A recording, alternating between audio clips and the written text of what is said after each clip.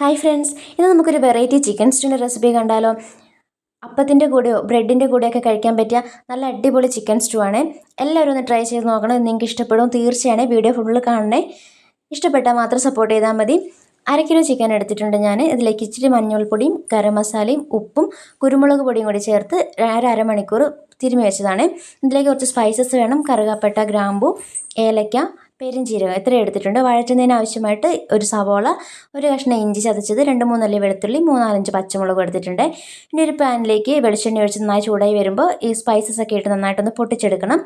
അതിലേക്ക് നമ്മുടെ ഇഞ്ചിയും വെളുത്തുള്ളിയും ചേർത്ത് നന്നായിട്ടൊന്ന് വഴറ്റി കൊടുക്കണം.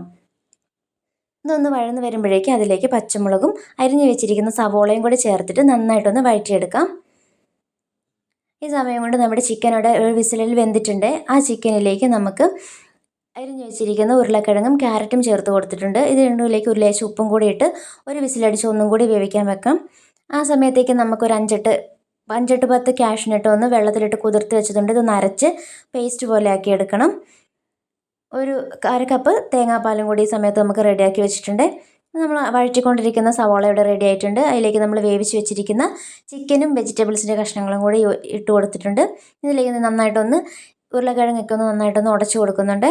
ഒന്ന് തിക്നെസ് വരാൻ വേണ്ടിയിട്ടൊക്കെയാണ്. ഇനി അതിലേക്ക് ഇത് നമുക്കൊന്ന് അടച്ചു വെച്ചിട്ട് 10 മിനിറ്റ് ഒന്നും കൂടി ഒന്ന് സെറ്റാക്കി എടുക്കണം.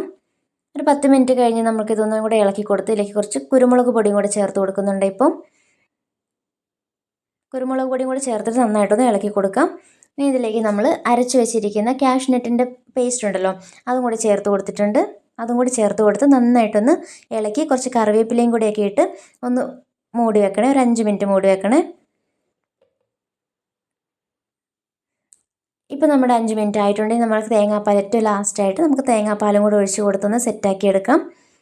തേങ്ങാപ്പാലും കൂടെ ഒഴിച്ച് കൊടുത്തതിനെ വേഗം ഓഫ് ചെയ്തിട്ട് ലേശം ഗരം മസാലയും കുരുമുളക് പൊടിയും അതിൻ്റെ മേലെ തൂവി നമുക്ക് അടുപ്പിൽ നിന്ന് വാങ്ങി വെക്കാം.